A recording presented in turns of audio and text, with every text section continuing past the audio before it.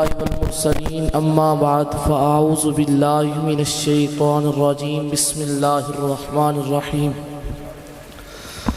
ألا إن أولياء الله لا خوف عليهم ولا هم يحزنون صدق الله مولانا العظيم وبلغنا رسوله النبي الكريم الأمين فقد قال الله تعالى وتبارك في شان حبيبه مخبرا وآمرا ان اللہ وملائکتہ یصلون علی النبی یا ایہا الذین آمنوا صلوا علیہ وسلموا تسلیما۔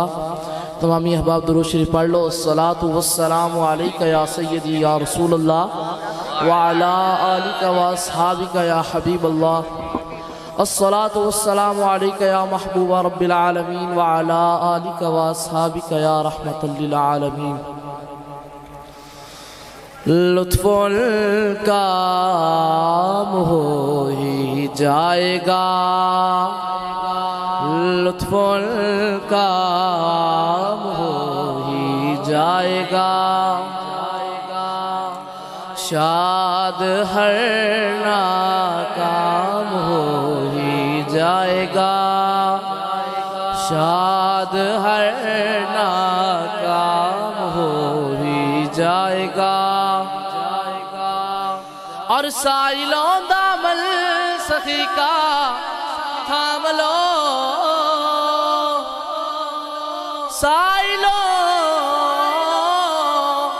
سائلوں دامن سخی کا تھام لو، پھر کچھ نہ کچھ انعام ہو ہی جائے گا، شاد ہر ناکام ہو ہی جائے گا۔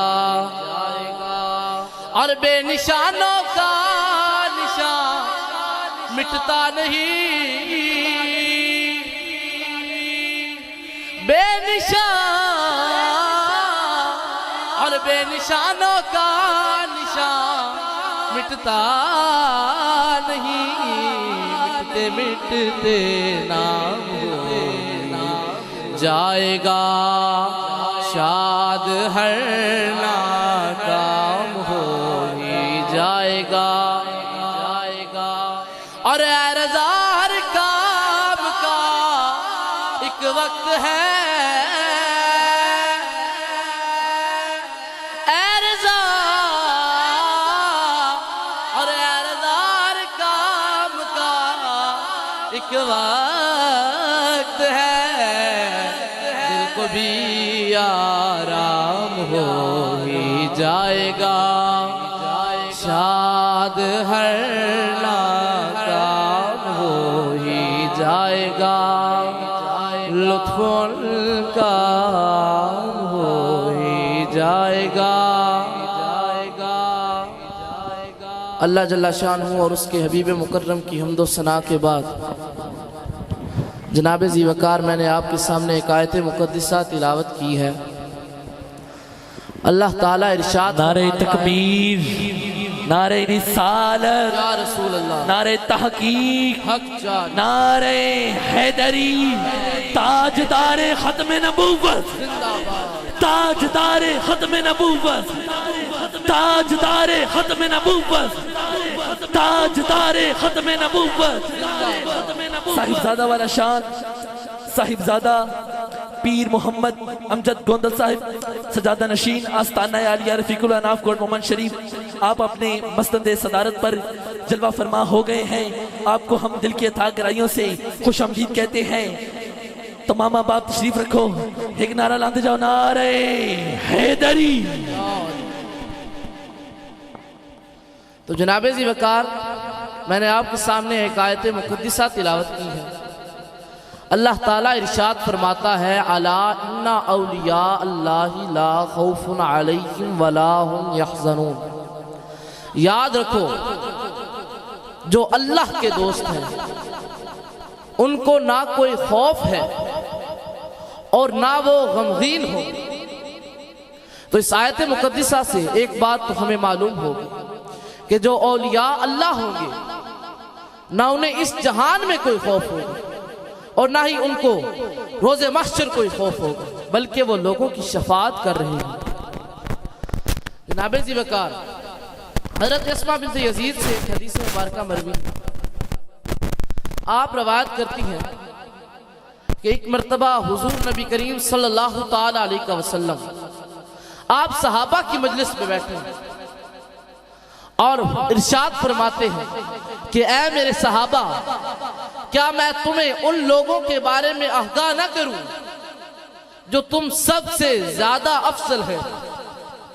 تو صحابہ کرام عرض کرتے ہیں اے اللہ کے رسول، اے خاتم النبیین، آپ ہمیں ضرور بتائیے تاکہ ہمیں بھی علم ہو۔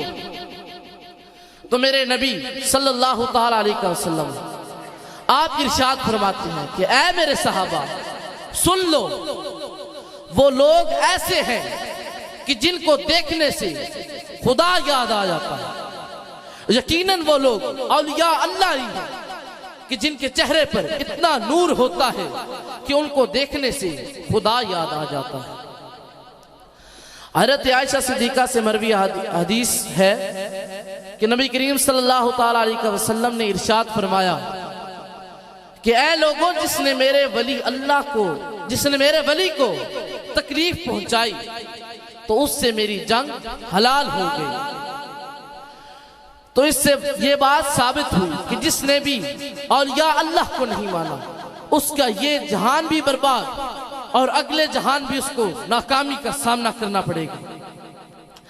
جناب ذی وقار حضرت غوث ثقلین محی الدین عبد القادر جیلانی آپ فرماتے ہیں کہ میری دعا سے قضائے مبرم بھی ٹل جاتی ہے، یعنی ایسی تقدیر جو بدل نہیں سکتی وہ بھی میری دعا سے ٹل جاتی ہے۔ جناب ذی وقار حضرت مجدد الفسانی ارشاد فرماتے ہیں کہ میں نے ایک مرتبہ دیکھا کہ میرے دونوں صاحبزادہ محمد سعید اور صاحبزادہ محمد معصوم، ان کے استاد ملا طاہر لاہوری کی پیشانی پر شکی کا لفظ لکھا ہے۔